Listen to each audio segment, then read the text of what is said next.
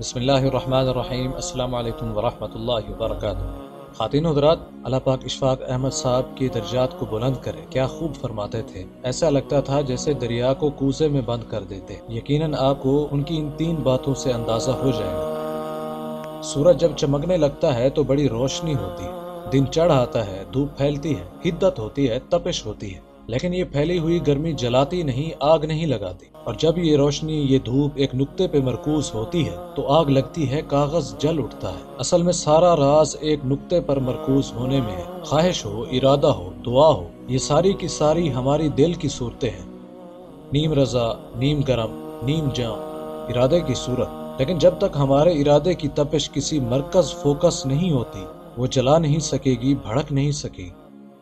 میں اس بات کو دوبارہ دہراتا ہوں، لیکن جب تک ہمارے ارادے کی تپش کسی مرکز فوکس نہیں ہوتی، وہ جلا نہیں سکے گی، بھڑک نہیں سکے گی۔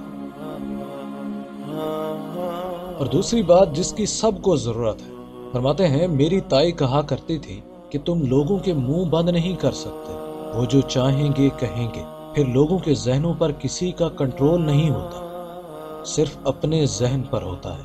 اور جانتے ہو، بے وقوف لوگ اپنے ذہن پر کنٹرول کے بجائے دوسروں کے ذہنوں پر طاقت آزمائی شروع کر دیتے ہیں۔ میں اس بات کو دوبارہ دہراتا ہوں، اور بے وقوف لوگ اپنے ذہن پر کنٹرول کے بجائے دوسروں کے ذہنوں پر طاقت آزمائی شروع کر دیتے ہیں۔ جب آپ کو یہ بات سمجھ آ گئی تو پھر آپ کو لوگوں کی تنقید اور تبصرہ کبھی بھی تکلیف نہیں دے گا۔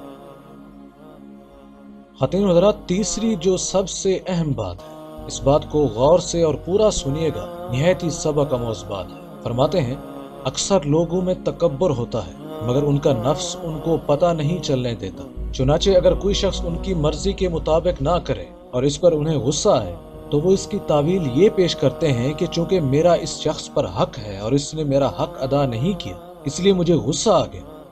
اب کوئی ان سے یہ پوچھے کہ جن لوگوں کا آپ پر حق ہے اور آپ ان کے حقوق ادا نہیں کرتے، تو پھر آپ کے ساتھ کیا سلوک کیا جائے؟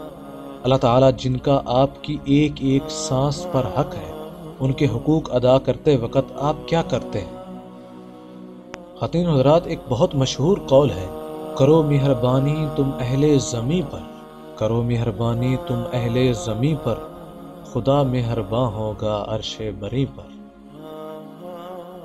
خواتین و حضرات، امید کرتے ہیں یہ ویڈیو آپ کے علم میں اضافے کا سبب بنی ہوگی۔ اگر یہ ویڈیو آپ کو اچھی لگی تو اسے لائک کریں اور شیئر بھی کر دیں۔ ملتے ہیں ایک نئی ویڈیو کے ساتھ، تب تک کے لیے اجازت دیں۔ السلام علیکم ورحمۃ اللہ وبرکاتہ۔ اللہ اللہ اللہ